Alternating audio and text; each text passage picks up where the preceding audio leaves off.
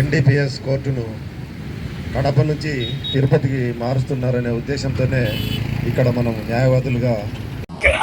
నమస్తే అండి, నేను కడప బార్ నుంచి మాట్లాడుతున్నాను. హర్షితారెడ్డి మాట్లాడుతున్నానండి. నేను advocates of the doctors of the society అంటారు.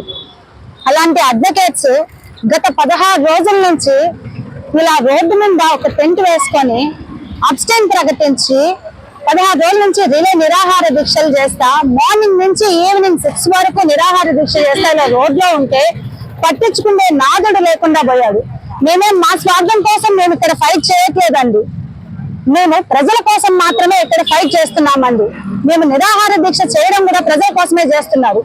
మనం చట్టంలో ఉంది ఒక నిరపరాధికి శిక్ష పడకూడదు అని చెప్పి మనమందరం ఫైట్ చేస్తుంటాం అడ్వకేట్స్. అలాంటిది ఈ రోజు ఎన్డీపీఎస్ కోర్టును తీసుకెళ్లి తిరుపతిలో పెట్టడం అనేది అది అనాలోచితం అండి. ఈ రాజకీయ నాయకులు ఏం చేస్తున్నారంటే వారి యొక్క లబ్ధి కోసమో వారి యొక్క స్వార్థం కోసమో ఈ విధంగా చేస్తున్నారండి. కడప జిల్లా అనేది 5 డిస్ట్రిక్ట్స్ తో బార్డర్ షేర్ చేసుకుంటుంది.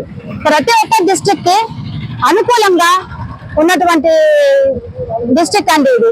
కడప జిల్లా కోర్టు, ఈ జిల్లా కోర్టు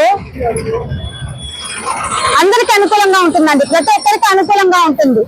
ఇక్కడ నుంచి ఎన్డీపీఎస్ కేసులను తీసుకెళ్లి ఆ కోర్టును తీసుకెళ్లి తిరుపతిలో పెట్టడం వల్ల ఇక్కడి నుంచి ఆ క్లయింట్స్ ఎవరైతే ఉన్నారో అక్కడికి వెళ్ళి వాళ్ళు అక్కడ ఒక అడ్వకేట్ ని అపాయింట్ చేసుకొని అక్కడ స్టే చేసి చేయాలంటే చాలా కష్టం అండి.